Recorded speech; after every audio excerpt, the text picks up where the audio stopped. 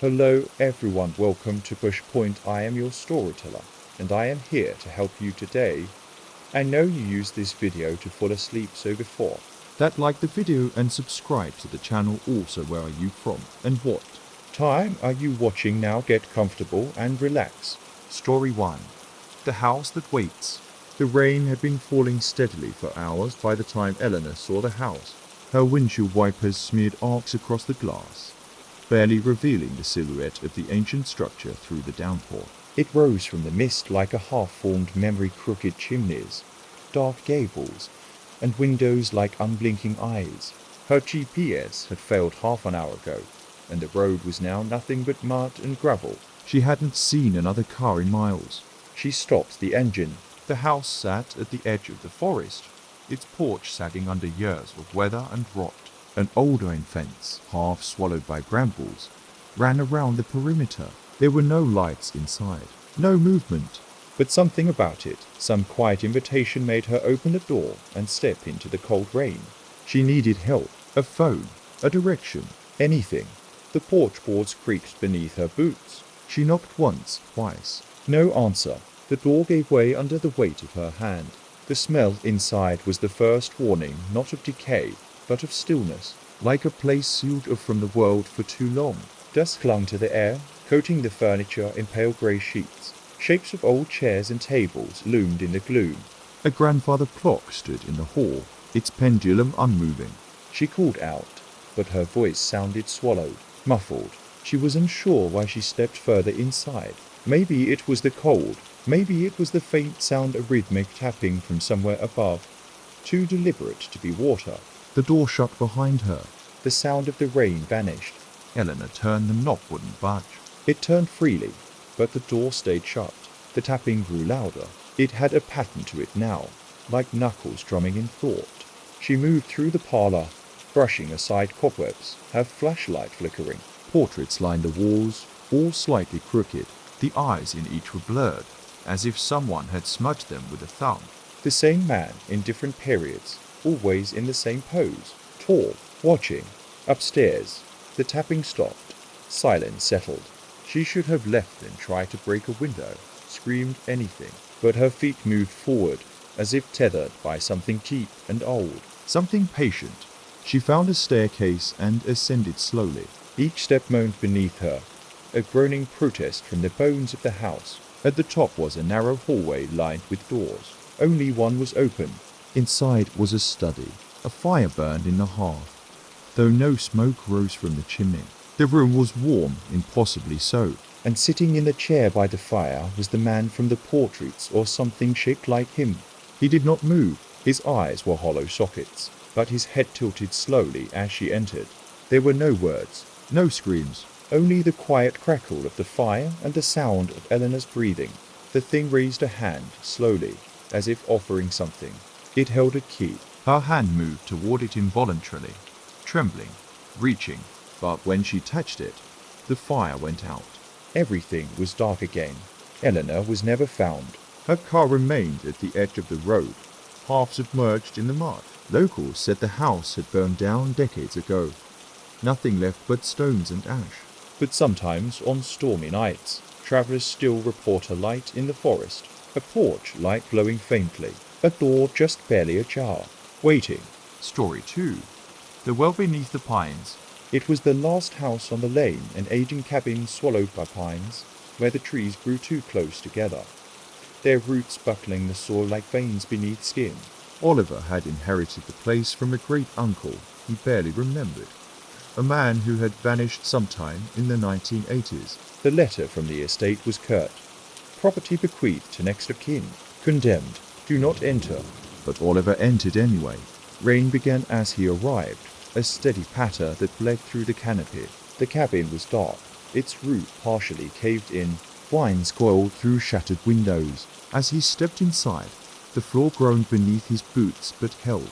He walked through rooms thick with mildew and silence. Books lay bloated on shelves, their pages warped and unreadable. The air smelled faintly of wet soil, and something older. In the back of the house, hidden behind a sagging wardrobe, he found the trapdoor. It was oddly pristine, untouched by time, with iron hinges that gleamed faintly despite the dust. No handle, just a metal ring in the center. It should have been too heavy, swollen shut with years of damp and neglect. But when Oliver pulled, it lifted easily. A scent rose from the opening, earthy, deep, with the sharp tang of rust. Or blood. He hesitated only briefly, Then descended. The wooden ladder stretched down farther than it should have, deeper than the foundation. The walls soon turned to stone, damp and lined with moss. Rainwater dripped from above, echoing endlessly. At the bottom was a tunnel, Narrow, carved. The floor sloped downward. He walked for what felt like hours, following the thin trail of footprints in the dirt his own. He thought at first, but when he turned back, the prints were gone. Eventually, the tunnel opened into a chamber. the walls were ringed with carving spirals, eyes, symbols he didn't recognize. At the center was a well, low stone walls, rim once smooth. He stepped closer. The water inside was black, impossibly still, but as he leaned over, a ripple formed outward, not inward. Something had moved beneath, something large. He didn't see it. Not clearly, just a shape rising fast. A hand shot from the water, pale and long, with too many joints. It seized his wrist, cold as ice. Oliver screamed, but the sound felt swallowed by the stone. Another hand rose, then a third. Then a face not quite human, wide and lidless, eyes like polished stone. It opened its mouth, not to speak, but to draw breath, his breath. The air in the room grew thin, as if pulled through him. He collapsed. Darkness took him. When Oliver awoke, he was lying on the forest floor beside the cabin. Rain still fell, but the trapdoor was gone. No wardrobe, no sign it had ever been there. His wrist bore a bruise, long and finger-shaped. That night, he dreamed of the well, of the thing beneath. It whispered to him in a voice like wind in a grave. Not the first, not the last. He sold the land, Moved far away. but the dreams never stopped. And sometimes, during storms, he hears dripping in the walls, even when the house is dry. Story 3, Room 6. The motel sat just off the interstate, nestled between overgrown fields and long-forgotten service roads. The sign out front flickered dimly, whispering Pine's vacancy. Rain lashed the pavement as Daniel pulled into the lot, windshield wipers struggling against the deluge.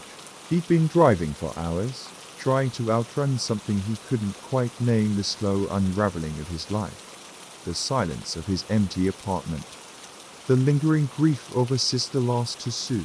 The motel wasn't inviting, but it was enough. The clerk barely looked up from his newspaper when Daniel entered the office. Cash only, 40 a night. Stay clear of room 6. Daniel blinked. What's wrong with room 6? The clock didn't answer, just slid a key across the counter of room 7. The room was exactly what he expected. Stained carpet, buzzing light, the smell of damp and dust. But it was dry, and he was too tired to care. He dropped his duffel on the bed, drew the curtains, and collapsed with a sigh. But as the night deepened and the rain softened to a whisper, Daniel began to hear something, a rhythmic knocking. Faint, deliberate. It was coming from the wall behind the bed, the wall that bordered room 6. He sat up, heart beating fast. Another knock. Then 2. Silence. He waited, leaned closer. The wall was thin. He could hear. Breathing? Suddenly, a voice, barely audible. "He's still here." Daniel jerked back. The voice had no clear source, no direction. He knocked on the wall. No response. The front office was dark when he stepped outside, rain dripping from the eaves. He considered knocking, demanding answers, but something told him not to. The motel was still, too still. Instead, he walked a few steps to room 6. The door looked identical to the others, except for one thing. The keyhole had been sealed with wax. Old, dark, cracked. A faint symbol had been etched into it, a spiral, jagged and crude. Daniel reached out. The doorknob turned. It opened with a groan. Inside, the air was ice cold. The curtains were drawn, but a dim red glow filtered from beneath them. The bed was made, the sheets impossibly neat, untouched, but the smell, coppery and sharp, filled his lungs. The walls were covered in writing. Not paint. Not ink. Scratched in, clawed in thousands of lines, looping phrases repeating over and over. "Don't look at him. He's waiting. Close the door. The closet stood slightly ajar. Daniel couldn't help it. He stepped forward, pulled it open. Inside was a man, Or what had once been a man. shriveled, eyes wide open, mouth frozen mid-scream, as if something had stolen the breath, the life, the soul, and left only a shell behind. A whisper drifted through the room. Now you've seen. The door slammed behind him. When the clock came in the morning, room 6 was sealed again. The key untouched. The wax hole. No record of Daniel checking in. Just a note on the registry in a shaky hand that wasn't his. He's still here. Story 4. The archivist. Rain slicked the cobblestone streets as Marla approached the wrought iron gate of the town's forgotten library. Officially condemned. Unofficially. Still visited. She clutched the invitation in her coat pocket. Now damp and curling at the corners. It had come in the mail, no return address. Just a typed note. The archivist requests your presence. Midnight. Bring no one. She told herself it was a prank. But curiosity, or something older, pulled her here. The library loomed ahead, its facade cloaked in ivy and shadow. The heavy wooden doors stood open, though no light shone inside. Thunder rolled in the distance as she stepped through the threshold. Inside, the air was dense, not dusty, but weighty, as if the silence itself pressed inward. Books lined the walls, thousands of them, yet none bore titles. The spines were blank. Shelves stretched up into the darkness, beyond where her flashlight could reach. A figure stood at the far end of the reading hall, tall, motionless. Marla hesitated. Are you the archivist? The figure did not respond. She approached slowly. Her footsteps echoed, swallowed quickly by the hush. As she neared, the figure stepped back deeper into the stacks, vanishing between them like smoke. She followed. The books here were older, bound in strange materials. Some of them felt warm, others pulsed faintly beneath her fingers. When she opened one, the pages were filled not with words, but with scroll drawings, rooms she didn't recognize. People with blurred faces. But some pages showed her, standing here, turning pages. She dropped the book. Behind her, a soft voice spoke. You are now part of the record. She turned. The archivist stood inches from her, his face obscured by a veil of threadbare cloth. His hands were long, covered in ink, or maybe dried blood. He offered her a book. It was bound in leather the color of bruises. Her name was embossed on the cover. She opened it. The first page read. She came alone. She would not leave. Marla stumbled back, but the shelves shifted around her, tightening, closing in. The archivist did not move, only watched. She flipped through the book. Every page described what she was doing in that moment, word for word. Her thoughts, her fear. The pages turned themselves now, faster and faster, until she reached the final one. There was no text, just a mirror, a reflection of her face, eyes wide with dawning horror, and the archivist's veil slowly lifting behind her. She dropped the book and screamed. Outside, the rain continued to fall. The next day, a new book appeared on the shelf, spine blank, pages sealed shut. The archivist placed it beside the others. There was no rush. The library would wait. It always waited. Story 5. The Lamplighter. In the seaside village of Marin's Hollow, the fog never truly lifted. Even on clear days, a fine mist hung in the streets like breath that never left. The sea was too near, the cliffs too steep, and the sky always grey. For as long as anyone could remember, the lamplighter came with the fog. Every evening at dusk, when the mist curled through the alleys and the waves crashed below the cliff, he would appear tall, hunched, wrapped in a coat that reached the ground. No one ever saw his face. No one ever spoke to him. He lit the lanterns along the sea wall, one by one, and vanished before morning. Some said he was a ghost. Others said he'd been here since the village was founded. None dared follow him, except Jonah. He was a skeptic, a city-born transplant who had come to Marin's Hollow to escape the noise and failures of his past. A quiet cottage, a wood stove, and silence, that was all he wanted, until he saw the lamplighter on his third night. The figure moved slowly through the fog, lantern pole in hand. The flame was dim, but steady, a pale orange flicker that seemed immune to wind and rain. Jonah watched from his window, curiosity blooming like rock. On the 7th night, he stepped outside. The fog was thicker than it had any right to be. He followed at a distance, boots crunching on the cobblestones, until the mist swallowed the village behind him. The sound of the sea grew louder, waves pounding the cliffs below like fists. The lamplighter paused at each post, raised the pole, lit the wick, but no flame ever truly caught. The lanterns only glowed while he was near. Jonah moved closer. When he was just 10 feet behind, the figure stopped. The air grew suddenly still. The lamplighter turned. His face was covered in a black veil, like mourning cloth soaked in brine. Beneath it, 2 eyes glowed faintly like coals beneath ash. He spoke without moving. You should not follow the light. Jonah froze. The fog thickened. He turned to run, but there was no village behind him, only endless mist. The path was gone. He looked back. The lamplighter was gone too. And the lamps one by one were going out. Darkness settled like a closing fist. He ran, called out. But his voice sounded muffled, eaten by the mist. The sea roared louder, now directly beneath him. A single lantern remained lit ahead. Jonah ran toward it, but as he reached it, the ground gave way. Not cliffs, not soil, but steps. Stone steps, leading down into the earth. And at the bottom, a door. It was open. Beyond, nothing but pitch black. A whisper echoed from within. All last things come here. Jonah felt himself step forward. Unable to stop, the door closed behind him. In Marin's Hollow, the fog lifted slightly the next morning. The villagers found the lanterns unlit.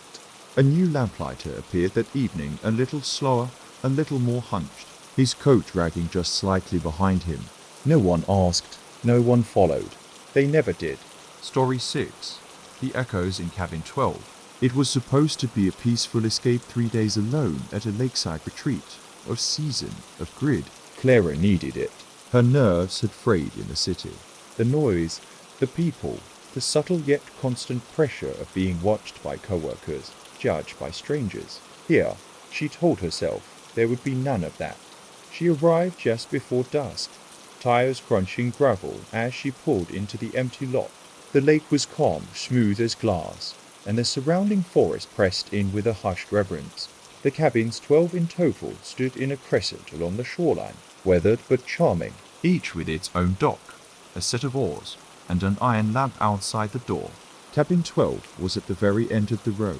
Isolated. Perfect. The key was waiting in a tin box nailed to the front post, just as the old woman at the general store had promised. Nobody rents that one anymore, she'd muttered as she slid the papers across the counter. Too far from the others, but if you want quiet, I suppose it'll do. Inside, the cabin was sparse but clean. Wooden walls, a small fireplace, a cot tucked under the window. There was no power, no signal, no distractions. Just Clara and the sound of gentle rain beginning to fall on the roof. She unpacked, lit a fire, and settled in with a book. But by midnight, something had shifted. The rain continued, a soft static against the windows. But Clara couldn't sleep. There was a sound faint at first just under the hiss of the storm. A tapping, not on the door, not the window, from inside the cabin. She sat up slowly. The fire had burned low, casting long, restless shadows on the walls. The tapping came again from behind the fireplace, as if something inside the chimney wanted to come out. Clara stood, heart thudding. The tapping stopped. She waited. Then it started again, softer now, more like scratching. She didn't sleep the night. Just stared at the hearth, eyes wide, fire dead to embers. In the morning, there were no marks, no evidence of rodents or birds, just her and the silent, still lake beyond the window. She almost convinced herself it was nothing, until the second night. That's when the voices started. Not words, exactly more like echoes, muffled, distant, like people speaking in the next room, though she was alone. The cabin creaked constantly, shifting as if unsettled. She heard a chair drag across the floor, but her own chair hadn't moved. At one point, she stepped outside for air. The rain had stopped, but the sky remained a deep, colourless grey. Mist hovered over the lake, and on the far end of the dock, someone stood. A tall figure, unmoving. Clara called out, her voice thin in the wet air. The figure didn't respond. It simply stepped off the dock and vanished into the water. She ran back inside, bolted the door, fed the fire, told herself again and again she was imagining things. but the echoes grew louder. She began to make them out. Don't let her out. The 12th watches. She remembers now. The third night, Clara awoke to find the fire roaring though she hadn't lit it. All her windows were open. Cold wind tore through the cabin, flinging papers from her journal across the room, and someone was standing in the corner. Not shadow, not trick of the eye. A woman, barefoot, soaked, her face obscured by dripping hair. She stared at Clara for a long moment, then opened her mouth. But no words came, only the sound of rushing water. Clara screamed. Then everything went black. They found her the next day face down in the lake. No signs of injury, no water in her lungs. Her car was still parked, cabin 12 untouched. When the rangers arrived to clear the cabin, they found it dry and undisturbed. No footprints. No ashes in the hearth, just a single phrase scratched into the inside of the fireplace stone. She remembers now. They boarded up cabin 12 after that, put a chain across the door. Locals say the whole lake feels colder since Clara came. And at night, some claim they hear voices in the wind, especially when it rains. Story 7. The 5th bell. They say the town of Briar Hollow was built on cursed soil. No one talks about it directly. Not anymore. Most of the old records are gone, and those who remember have learned to forget. But the bell tower still stands tall, blackened by time, leaning slightly like it wants to fall, but never quite does. There were once 5 bells in the tower, cast in iron and tuned to chime each quarter hour. But that was long ago.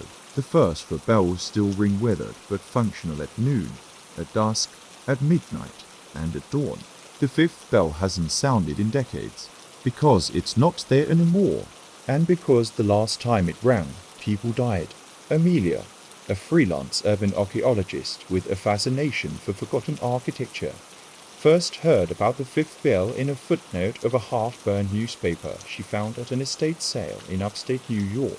It mentioned an unsanctioned chime event and persistent auditory hallucinations following a fire in Briar Hollow, dated 1913. It was vague, strange, perfect. She arrived on the 1st of October, camera in hand, recorder in her backpack, and a notebook full of questions. The town was small, still intact, but strangely thinned. There was a sense that something had been peeled away, like the skin of a fruit, leaving only what was needed to function, nothing more. Locals gave her wary looks, but they weren't hostile, just distant. As though they'd long learned not to engage with outsiders, lest their memories stir. She rented the only available room in the town's solitary inn, a place that smelled of mothballs and wet wallpaper. From her window, the bell tower was always in sight. Even when fog rolled in, it loomed like a silhouette etched against her mind. The librarian was the only one willing to talk. A man in his 70s with thin hands and restless eyes. He spoke in murmurs. They took it down after the fire, he said. The 5th bell said it had cracked during the blaze, but it hadn't. I saw it myself whole as the day it was hung. They took it anyway, buried it in the woods. Not far, but far enough. Why? Amelia asked. He only stared at her. Because it started ringing. On its own. She found the path 2 days later barely visible, overgrown with thorn and vine. It led northeast, beyond the tree line, where the forest grew denser and darker. Her GPS failed within minutes. Birds were absent. The world grew quiet. She found the bell near dusk. It lay half sunken in the earth, black with age, but otherwise pristine. Its mouth was wide, shadowy, and filled with leaves. Vines had begun to climb it like skeletal fingers. There were symbols carved around the rim. Not letters, just spirals and circles. Shapes that seemed to move if she stared too long. Her recorder picked up something strange a tone, just below hearing.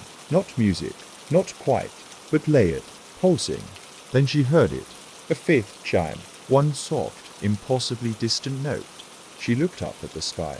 No tower, no breeze, nothing around her to explain it. Another chime followed. Then silence. She ran. That night, her dreams were different. The town was burning buildings reduced to skeletons. Townspeople screaming not in fear, but in reverence. They stood before the bell tower, hands raised. As the 5th bell rang and rang and rang, each tone digging into the marrow of her sleep. She awoke at 3:33 am to the sound of metal echoing through the air. Outside her window, the bell tower gleamed faintly. All 5 bells visible. The 5th bell was back. But no one else in town reacted. People walked the streets in the morning like nothing had changed. But when Amelia mentioned it to the librarian, he only stared at her, slack-jawed. There are only 4 bells, he whispered. There have only ever been 4. She returned to the forest. The bell was gone. The ground where it had rested was hollow now, cracked open, as though something had clawed its way out from beneath. That evening, as she packed to leave, the 5th bell rang again. No one else looked up, but Amelia felt it in her spine, her teeth, her blood. The sound echoed inside her bones. She tried to leave, but the car wouldn't start. Her phone displayed the time, 5:55, though the sun had already set. And from the tower came a new sound, not a chime, but a voice, calling her name, over and over, until her world went black. Amelia was never found. The bell tower now only shows for bells again. No one remembers the 5th. But sometimes, at 3:33 am, if you're near Briar Hollow, you will hear a 5th bell ring, and it will remember you. Story 8. The window at the end of the hall. It was never supposed to be a permanent stay. Just 6 months, maybe less. That's what Erin told herself as she signed the lease for apartment 3B in the faded old building on Hemlock Street. The kind of place that still used real keys and had wallpaper older than she was. She needed somewhere cheap, quiet, and away from the city. After the incident, after everything, she wanted to disappear. And this place, with its crooked floors and dim yellow lighting, seemed to oblige. The building was L-shaped, 3 floors high, with 12 units and a single, flickering hallway light on each floor. The neighbors kept to themselves. Most were elderly or simply invisible. The landlord, Mr. Danvers, lived in the basement, and only communicated via terse notes slipped under doors. Erin noticed something strange the day she moved in. At the far end of the hall, beyond apartment 3F, there was a window. Narrow, frosted glass, always shut. It looked out over nothing but the alley. Yet every time she passed it, she felt it was watching her as though it had depth, like eyes do. She didn't think much of it, not at first. But by the 2nd week, things changed. She began waking up at 2:47 am exactly. Every single night. At first it was silent. Then came the sounds, whispers, barely audible, right outside her door. She peered through the peephole, nothing. But once she saw the light flicker, and the shadow of someone move past. Tall, thin, walking toward the window at the end of the hall.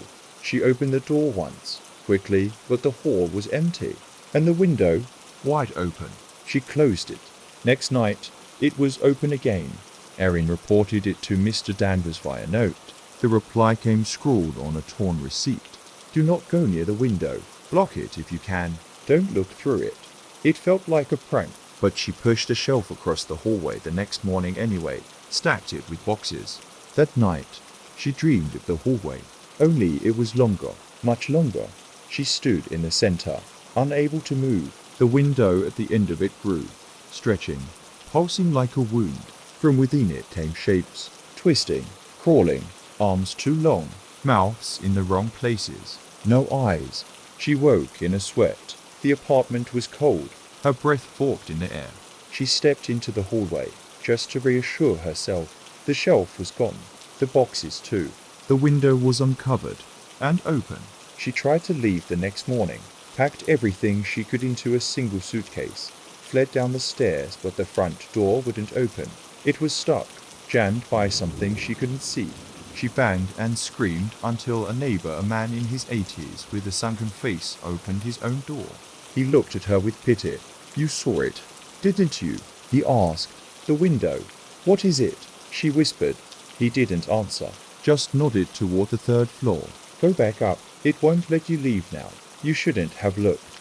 That night, she stayed awake, knife in hand, eyes fixed on her door. The whispers came earlier, louder this time. She heard footsteps pacing back and forth, and then knocking.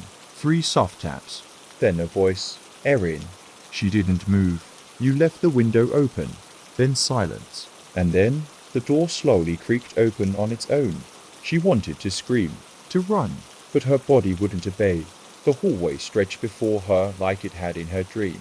Infinite, wrong, and at the end, the window was no longer a window, but an opening, a hole that pulsed with dark light, swallowing the walls around it, and something was crawling through. Thin, Wet, endless arms pulling its body into the hall. it had no eyes, just a mouth filled with teeth that never ended. Erin slammed the door and locked it, pushed the couch in front. She backed into her room and collapsed. The whispers continued until morning.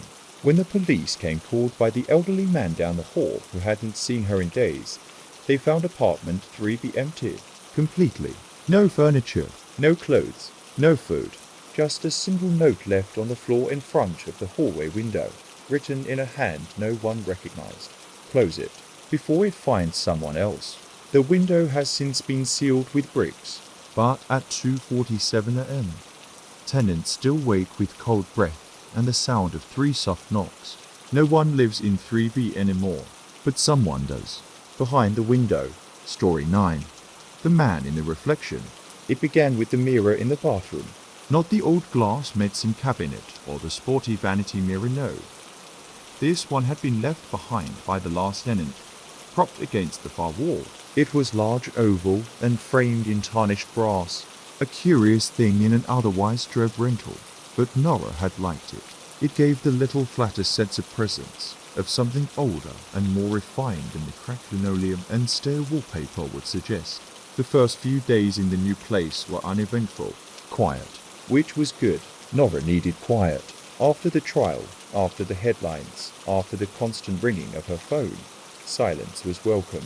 No one in this town knew who she was. No one cared. A clean slate. But then she started seeing him. Not at first, not clearly. Just shapes, movement, A flicker in the mirror when she passed it. always in the corner of her vision. Always vanishing the moment she turned to look directly. She blamed exhaustion. Stress, trauma, until he waved at her. It was morning, the sun still stretching into the room through the gauze curtains. Nora stood brushing her teeth when she caught the reflection. A tall, thin man standing behind her in the mirror, dressed in a dark, water-stained coat. His face was pale, with deep hollows where eyes should have been. She spun around. The bathroom was empty. The mirror was clean, but the toothpaste fell from her hand, and she could still feel his presence behind her skin. Over the next week, he appeared more often, sometimes in the mirror over the kitchen sink, Other times, in the glassy reflection of her television when it was turned off. always still, always watching, never in the room itself, only in the reflection. And always closer. She covered the mirrors. Taped towels and blankets over them. Threw the ornate one into the basement. But one night, she turned on the faucet and saw him in the shimmer of the water. He raised a hand and tapped the other side, a sound like glass under strain. She turned away, Hid in her bed, told herself not to look. Nora called the landlord the next day. He chuckled when she mentioned the mirror. Oh, that old thing. It's been there since the 60s. Previous owners never wanted to move it, Funny thing, renters always ask about it. or complain, Then they leave. usually within a month. How long has it been empty? She asked, longer than I cared to count. That night, the tapping grew louder. Every surface, windows, TV screens, chrome fixtures began to reflect him. The man, still, But closer now, mouth hanging open, no sound, just shape. and eyes had returned to the hollow sockets. Not human eyes, but black marble slick with water. She covered every surface, turned off all lights, Sat in the dark with a flashlight and no reflections. but the flashlight's beam landed on the microwave's metal door, and there he was, right behind her. His mouth opened wider. From it came a sound, a gasp, long, rattling, like breath that hadn't been used in years. Let me in, Nora screamed. She took a hammer to the mirrors, Smashed the TV. yanked down the microwave and shattered its door. Broke anything that reflected. But reflections are everywhere. She caught him in a spoon. In the black of her phone screen, in the rainwater pouring on the windowsill, she tried to flee. But her front door no longer opened. Neither did the windows. Outside, the world was dim and distorted like glass stretched thin. That night, She locked herself in the closet, a place with no shine, no reflection, no way for him to peer through. She thought it was safe, Until she heard the whisper inside her ear. "You brought me here." and she remembered the mirror. The one from the estate sale. The one she'd taken because it felt special. She hadn't left it behind. It had followed her. The police entered a week later, alerted by the landlord when rent didn't arrive. The apartment was wrecked, shards of broken glass, smashed electronics, every mirror shattered or missing. No sign of Nora, just one thing left behind, that old brass-framed mirror, propped neatly against the far wall. In its reflection, the room was empty, Except for one figure, a tall, pale man in a water-stained coat, and beside him, a young woman, mouth open. eyes blank, both staring out, waiting. Story 10. The breathing room. It was only supposed to be temporary. An odd job between Job's house, sitting a remote Victorian manor while the owners were overseas. Easy money, 3 weeks of solitude, and full run of the place. The owners left it stocked with food, instructions, and emergency contacts. They even left a note. Do not open the door at the end of the 3rd floor hallway. It doesn't lead anywhere. At first, Cassidy laughed. A strange warning, but probably just a quirk of an old house. She arrived late in the day, greeted by creaking wood and a soft rain that had begun to fall. The house smelled of lavender, dust, and something faintly metallic like blood or rust. By nightfall, she'd unpacked and explored the ground and 2nd floors. Velvet curtains, antique furniture, Greeky staircases, all the expected ingredients of a once grand home now resting in quiet decay. She didn't go to the 3rd floor that night, but she heard something from it, a long, slow exhale. Like the house was, breathing. Cassidy told herself it was the plumbing, or moving through the old vents. But the next morning, while drinking coffee in the conservatory, she heard it again, unmistakably human. Inhale, exhale, slow, deep, measured. From above, she went to the 3rd floor. The hallway was short, with faded wallpaper curling at the edges. One door stood at the far end, pale wood. No knock, just a keyhole. It was the only door not labelled in the instructions. The others opened into long unused bedrooms. Dust-covered linens, cracked windows, silence. The door at the end stood perfectly clean. Cassidy pressed her to it. Inhale. She jerked back. She tried looking through the keyhole, but it was dark, not empty, but dark, like the absence of light itself. She stepped away, heart pounding. The rest of the day passed quietly, though every so often she felt pressure in the air, as if someone were breathing directly behind her just out of sight. On the 3rd night, she woke to a soundless scream, not hers, not out loud, but in her head. A shriek made of stillness and shadow. She rose, half asleep, and wandered upstairs. The 3rd floor hallway was glowing faintly. Moonlight shouldn't have reached her, not through those windows, not at that angle, but it was glowing. The door was open just a crack, and the air pulsed like lungs in the walls. She stepped closer slowly. The crack widened. Just an inch more. Then a voice, soft, deep, not quite human. "I've been waiting to breathe you in." Cassidy slammed the door shut. She shoved a chair against it, Then a dresser. Anything she could move. But she knew somehow that the door didn't need to open to reach her. In the following days, the house changed. Walls pulsed when she passed. Carpets dampened like skin. Mirrors showed her reflection with a heartbeat. Her phone refused to work. Her watch stopped, and her own breath started to echo unnaturally loud, like it wasn't just her anymore. Then came the dreams. In them, she floated through a narrow, endless hallway. At the end, a mouth the size of a room, yawning open, gasping air from every corner of her soul. She'd wake choking, lungs heavy, room swirling with shadows that faded by dawn. On the 11th night, Cassidy made her decision. She packed. She wrote a note. She would walk the 6 miles back to the highway if she had to, but when she reached the front door, it wouldn't open. None of them would. The house was sealed, and from upstairs, she heard the door open, fully, this time, And footsteps, slow and dragging, coming down the stairs. She hid, held her breath, but something in the walls breathed for her. The final night, Cassidy sat in the center of the parlor with every light on. It didn't matter. The shadows reached anyway. From every corner, The breathing filled the house, now rhythmic, unified, alive. The front door had vanished. the windows no longer showed the outside world. Just flat lungs expanding. And somewhere beyond it all, the room at the end waited, No longer needing keys. no longer hidden.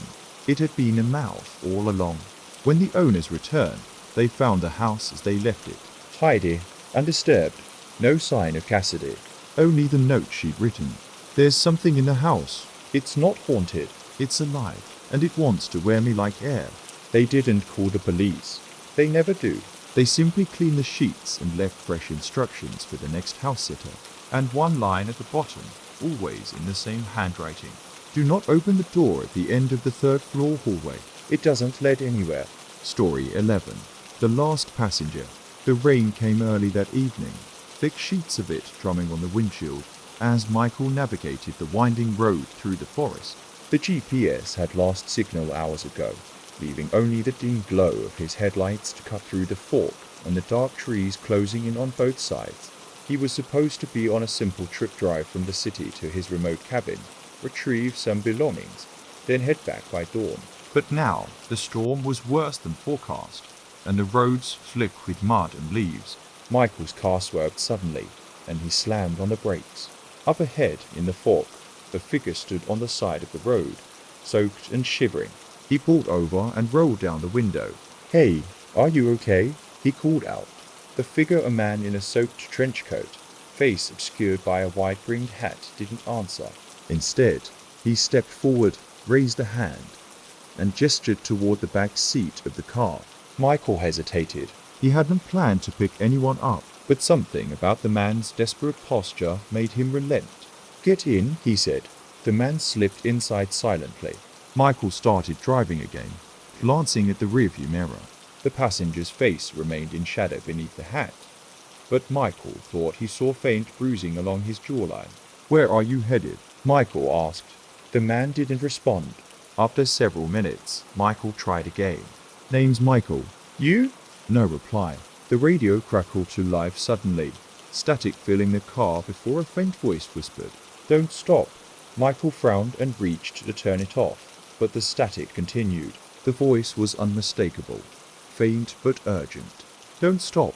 He looked in the rearview mirror again. The man's head was tilted, as if listening. Michael pulled off onto a gravel turnout, heart pounding. Why won't you talk? He asked, voice tight. The man finally spoke, his voice low, hoarse, and barely more than a rasp. They're behind me. Michael blinked. Who's behind you? No answer. The man's eyes finally lifted from the darkness. They were empty. No whites, no irises. Just black holes where I should have been. Michael's breath caught.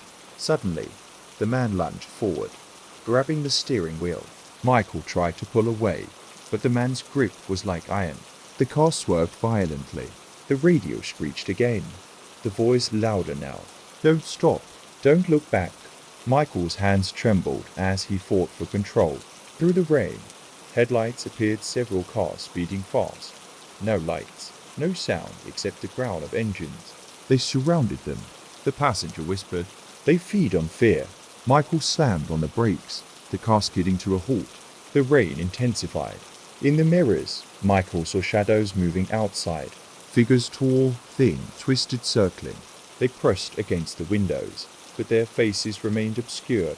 The passenger's hands loosened. Drive, he gasped. Michael floored the gas. The engine roared. The figures faded into the mist, but the radio crackled one last time. The last passenger never leaves. Days later, the police found Michael's car abandoned by the side of the road. The engine still running, doors unlocked. But no sign of Michael. Only one thing remained inside. A soaked trench coat, folded neatly on the passenger seat. And a wide-brimmed hat, placed upside down on the floor. No driver, no passenger. Just silence. Story 12. The Whispering Walls. Mark had moved into the old Victorian house at the edge of town on a dull autumn afternoon. The property had stood empty for years, its windows staring out like dark, unblinking eyes. But the price was right.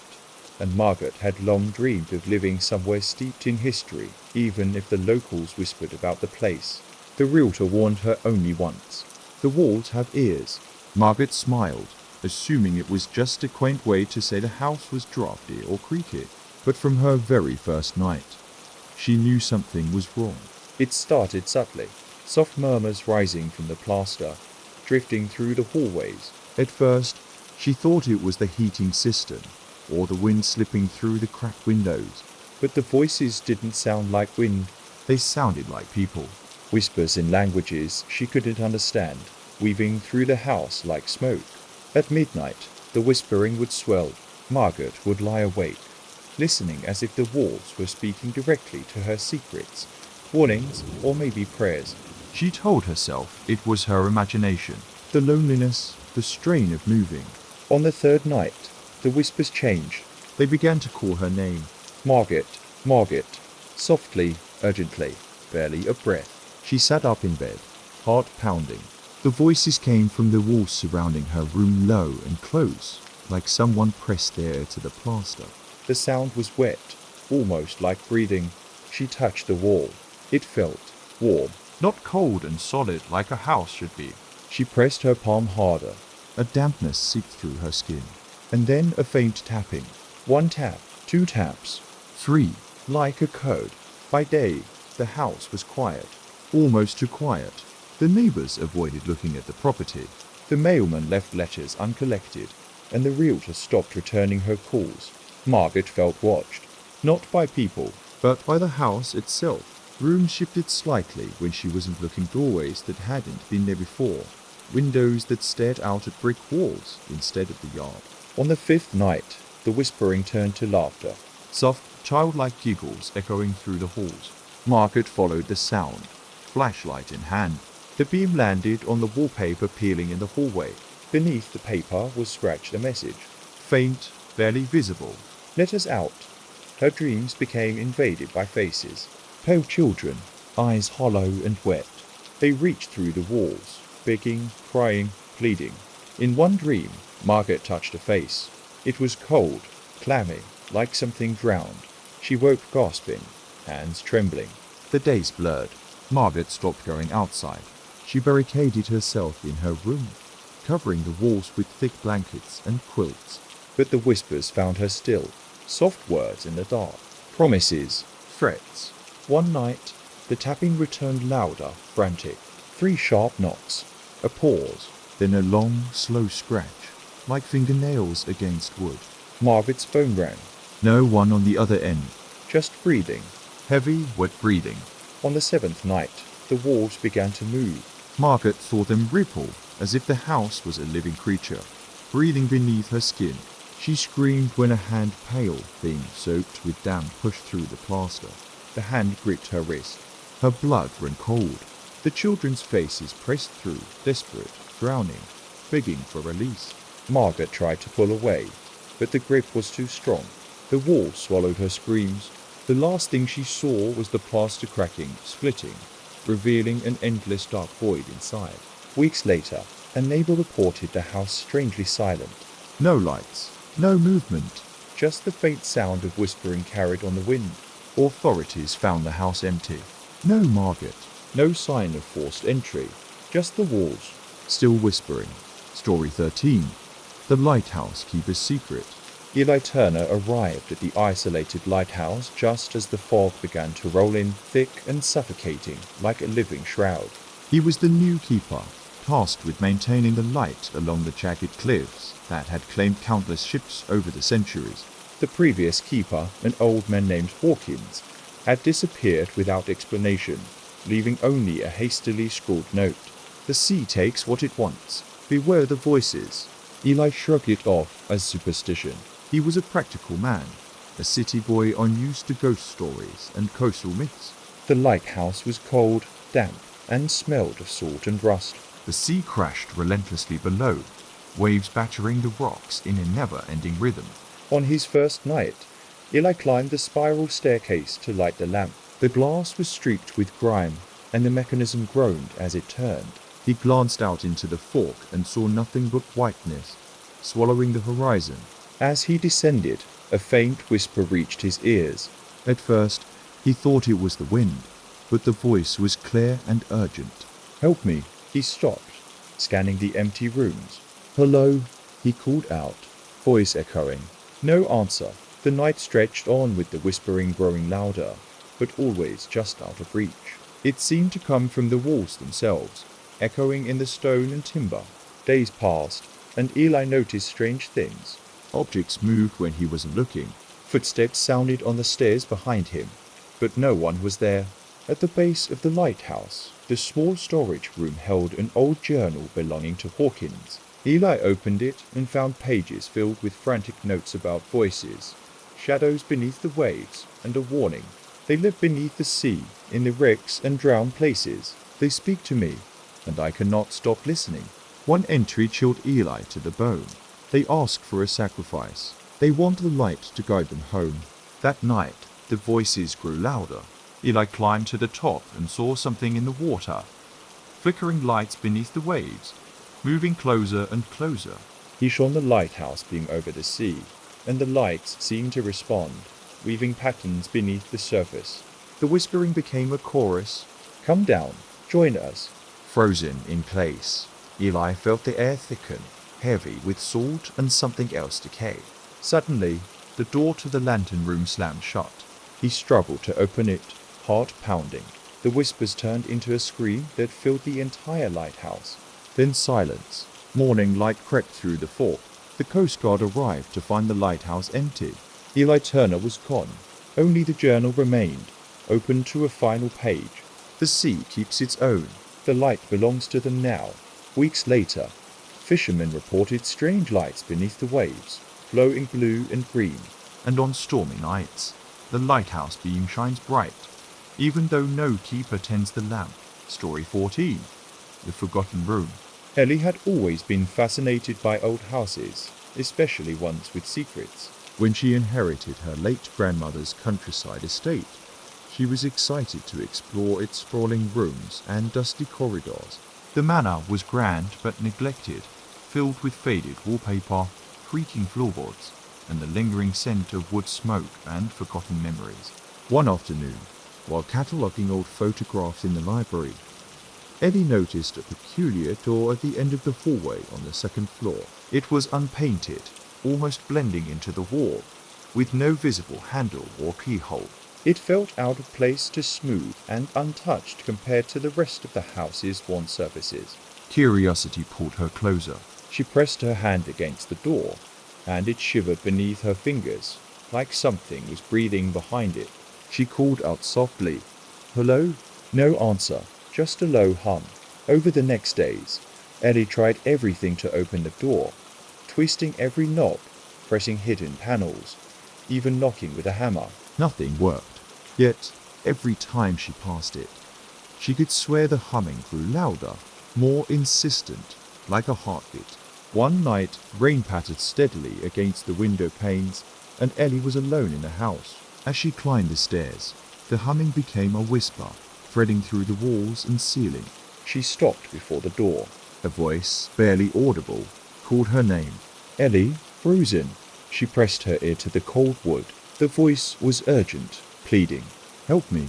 The door warmed beneath her palm, pulsing slowly, like the breath of something alive.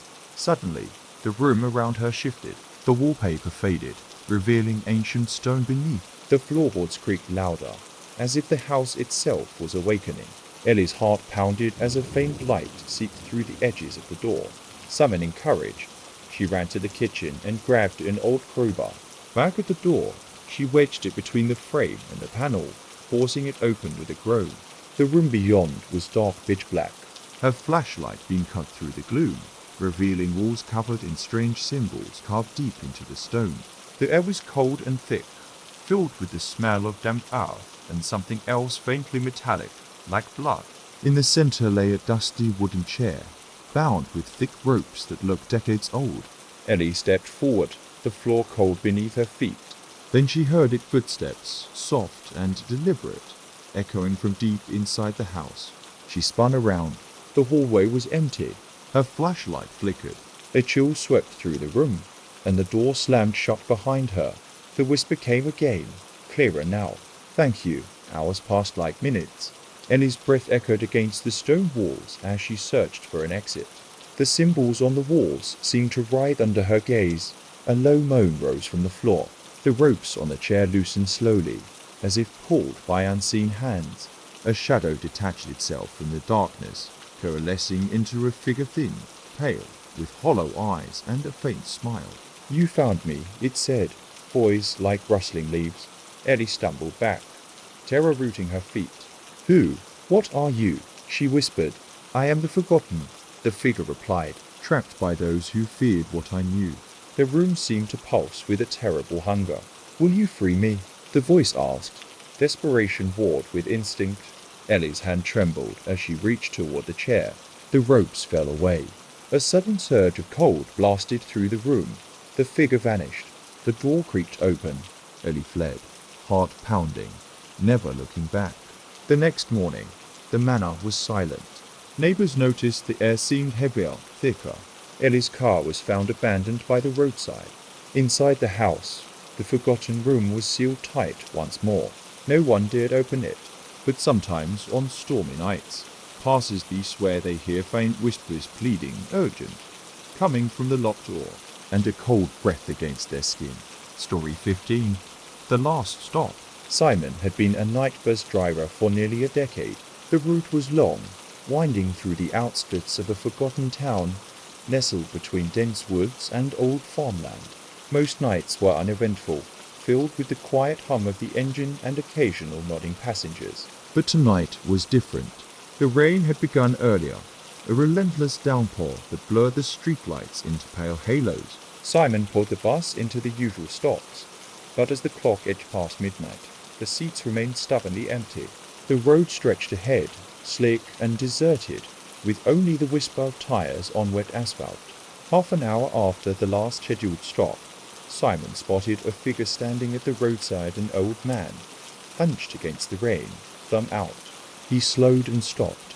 The man climbed aboard silently, eyes glinting under the brim of a soaked hat. "Where to?" Simon asked, trying to pierce the fog that clung to the windows. The man smiled faintly. "Anywhere but here," he said. Simon nodded and pulled back onto the road. As the bus rumbled through the night, the man said nothing, staring out the window with hollow eyes. Simon tried to keep the conversation going, asking about the weather, the town's history, anything. No response. Then, near a bend in the road, the bus jolted sharply. The headlights caught something, a woman in a white dress standing by the side of the road. Simon braked, the bus sliding slightly on the slick pavement. The woman didn't move. Simon's passenger leaned forward, voice barely audible. "She's waiting for you." Simon glanced back. The seats behind were empty. He shook off the unease and continued, but the road seemed different now. The familiar landmarks disappeared beneath layers of mist and shadow. The radio sputtered static. Then a faint voice whispered, "This is the last stop." The man's eyes turned completely black. Simon's grip tightened on the wheel. A sudden chill filled the bus. The woman in white appeared again, now inside the bus, standing just behind Simon's seat. Her face was pale, lips cracked, eyes wide and empty. Simon froze. "Get off," the passenger whispered. "You are not meant to be here." The bus doors slammed shut on their own. The engine died. The fog thickened until it swallowed the bus whole. Simon tried the doors, Locked tight. The lights flickered. The radio crackled louder now. "You belong here now." The woman's mouth opened in a silent scream. Simon's heart thundered. The passenger turned slowly. His smile twisted into something cruel. "Welcome to the final ride." The next morning, the bus was found abandoned on the edge of the forest. The engine was cold, the doors locked from the inside. No sign of Simon.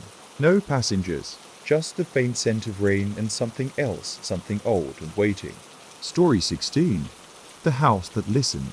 Claire never believed in ghosts. Rational and practical, she had moved into the weathered farmhouse on the outskirts of town, hoping for peace and quiet, away from the chaos of the city.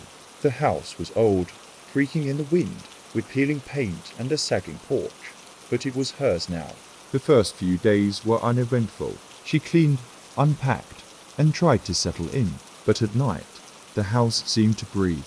At first, it was subtle, a soft sigh from the walls, a barely audible creak, like the house was stretching after a long sleep. Claire told herself it was just the old wood settling. But then came the whispers.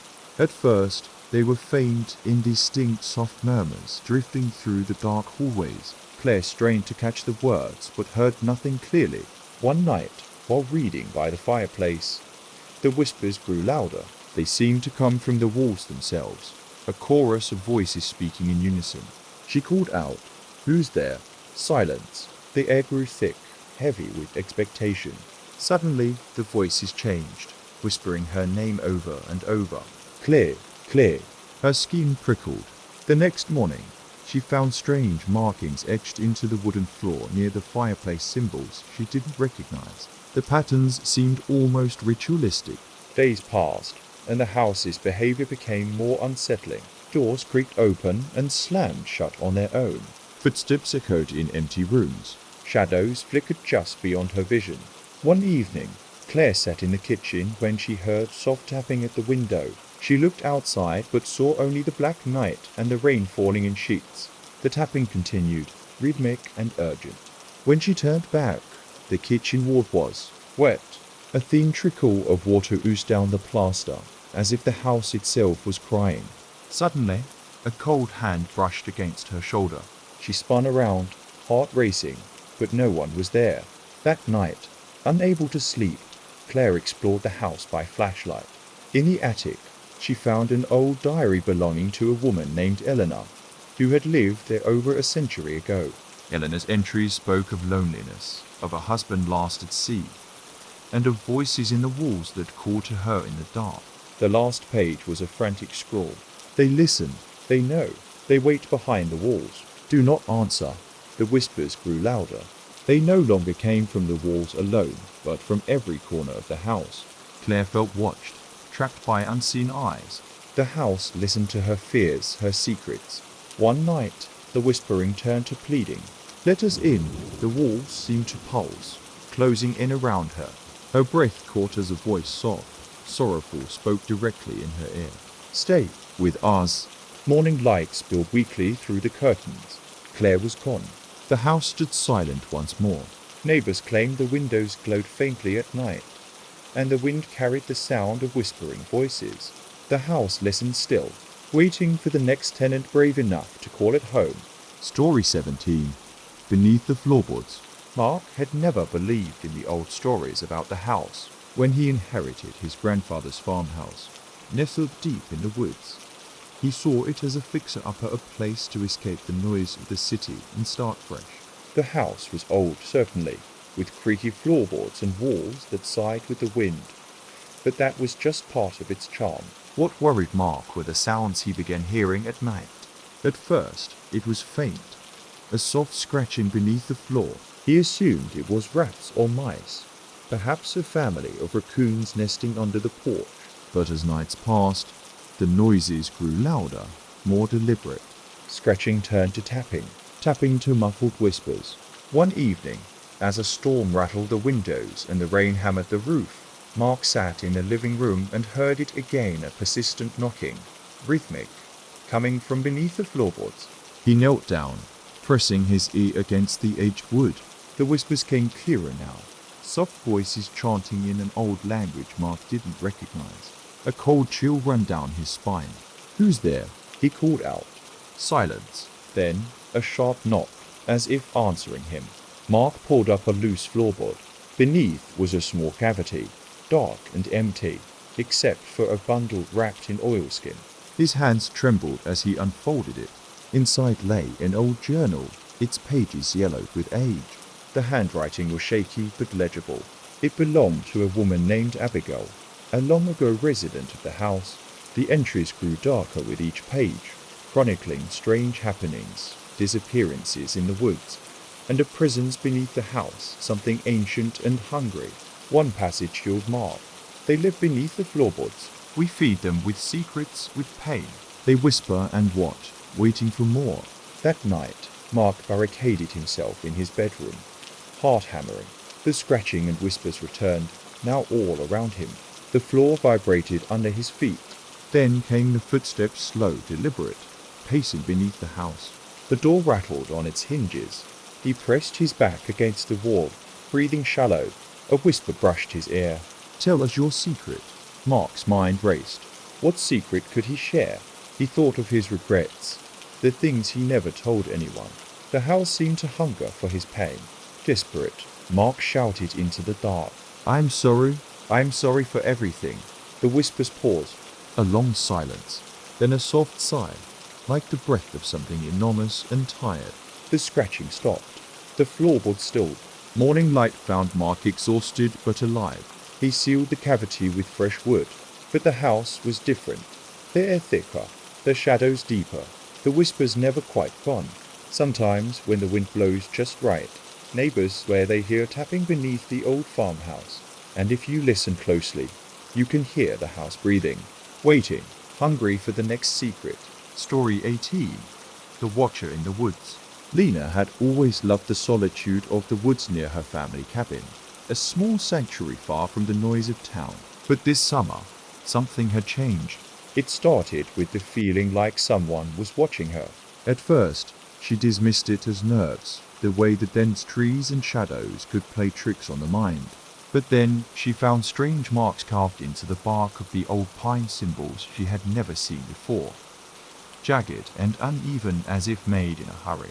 One evening, as the sun dipped behind the hills and the forest darkened, Lena sat by the campfire, trying to shake the growing unease. The flames flickered, casting long shadows. Then she saw it, a figure standing just beyond the firelight, motionless and silent. She blinked. The figure was gone. Heart pounding, Lena gathered her things and headed back to the cabin. But the feeling followed her the eyes in the dark. That night, the cabin seemed alive with sounds. Branches scraped against the windows. A low growl echoed in the distance. Lena lay awake, staring at the ceiling.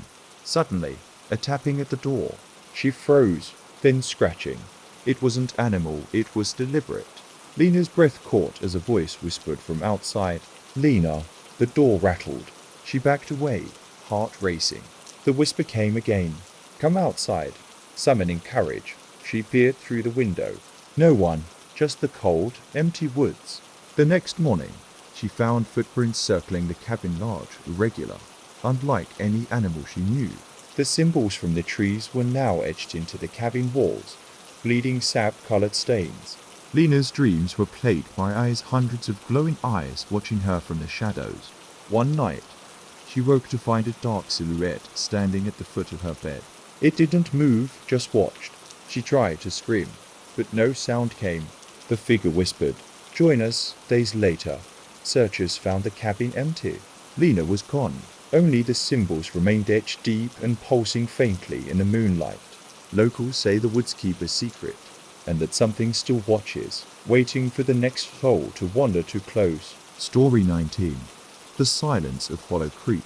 Jessie had always been drawn to abandoned places. The forgotten town of Hollow Creek, with its boarded-up shops and cracked sidewalks, was the perfect escape from the mundanity of his life. He arrived just as twilight seeped over the deserted streets. The sky bruised purple and grey. The town was eerily still. No birds sang, no dogs barked. Even the wind seemed reluctant to disturb the silence. Jessie wandered past a rusted diner, its windows dark and dust-covered, and towards the old church at the end of Main Street. A cold shiver ran down his spine as he pushed open the heavy wooden doors. Inside, the air was thick with dust and decay. The pews sagged under the weight of forgotten prayers, and the altar was cracked, stained by time. He noticed something odd. The silence was absolute, almost unnatural. Even his footsteps seemed muffled, swallowed by the heavy air. As Jessie explored, he found a stairway leading to the basement. The door was ajar, revealing pitch darkness below. The silence grew heavier, pressing on his ears like a physical force. Compelled by curiosity, he descended the steps, flashlight cutting through the blackness. The basement walls were lined with old, faded photographs of the townsfolk, smiling faces frozen in time, but their eyes seemed off, too dark, too deep. Then a whisper echoed softly from the far corner. "Don't leave." Jesse spun around. No one was there. The flashlight flickered. He heard footsteps behind him, slow and deliberate. Turning back, he saw a figure standing just beyond the beam, a man in tattered clothes, face hidden in shadow. "Welcome back," the figure murmured. Jesse's heart hammered as the basement seemed to contract, walls closing in. The whispers grew into a chant, voices overlapping in a low hum. Stay, stay, stay. He stumbled backward, feeling the floor tilt beneath him. Desperate, he climbed the stairs, bursting into the fading twilight. But the town was different. Now buildings seemed warped, colors dull and twisted. Jesse realized with horror he was trapped, caught between time and silence. The faces in the photos watched from every window. The town wanted him to stay forever. Story 20. Echoes in the fog. The fog rolled in early that evening, thick and suffocating, swallowing the narrow road and the skeletal trees lining it. Jonah drove slower, eyes straining through the dense grey. The town he was heading for Greymore was small and old, the kind of place where everyone knew everyone's business, or so he'd heard.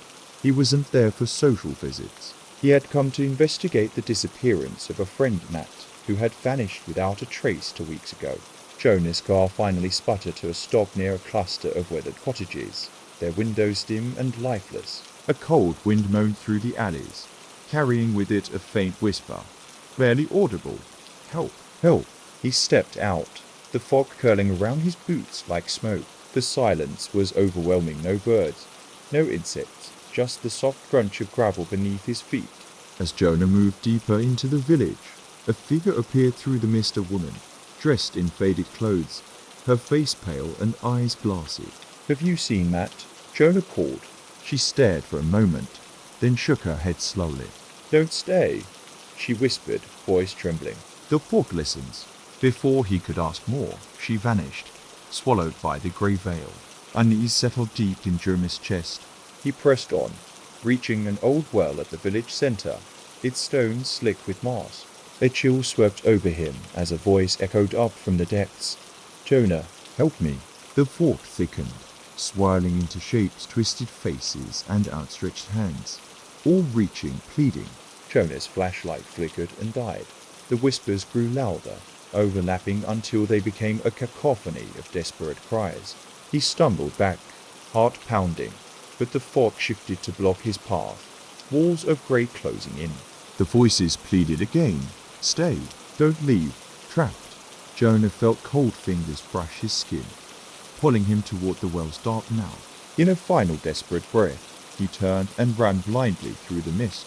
Behind him, the voices faded, replaced by a heavy silence. Jonah never found Matt. Locals say Greymoor's fog keeps its secrets, and those who enter risk becoming part of the whispers themselves. Thanks for listening. If you made it to the end, let me know which story chilled you the most.